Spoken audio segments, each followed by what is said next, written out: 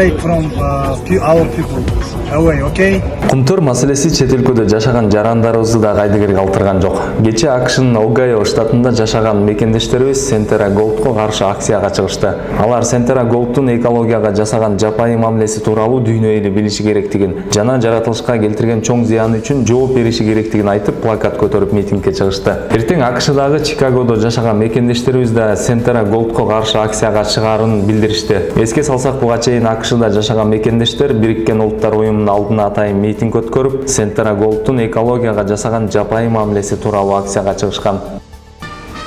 Бүгүн 29 июнда Дүйшөмбү шаарында Кыргызстандын президенти Садыр Жапаров менен Тажикстандын президенти Эмомали Рахмандын расмий жолугушу аземи болду. Иш-чара Дүйшөмбүдөгү Улут сарайында өтүп жатат. Садыр Жапаров Тажикстанга расмий иш сапары менен кечээ 28 июнда барды. Ушул эле күнү кечинде эки президенттин бейрасмий жолугушусу болгон. 28-29 июнга белгиленген сапардын алкагында Садыр Жапаров Эмомали Рахман менен эки тараптуу сүйлөшүү жүргүзөт. Алар Кыргыз-Тажик мамлекетинин чек ара маселесин да талкуулашат.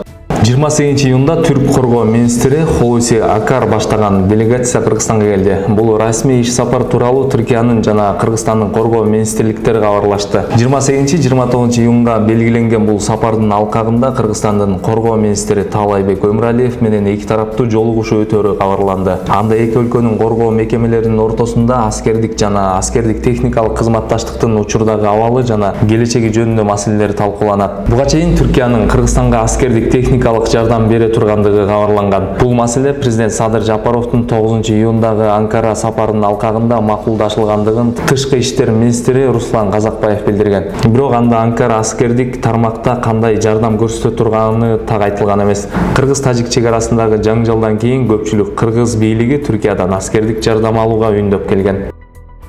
Өлкөдө акыркы суткада COVID-19 оорусу 1092 адамдан аныкталды. Бул тууралуу саламаттыкты сактоо жана социалдык өнүктүрүү министринен билдиришти. 2020 жылдын март айынан бери өлкөдө коронавирус аныкталган адамдардын жалпы саны 123.038ге жетти. Акыркы бир сутка ичинде өлкөдө коронавирус оорусунан 10 адам каза болду. Муну менен өлкөдө коронавирустан каза болгон адамдардын жалпы саны 1992ге жетти.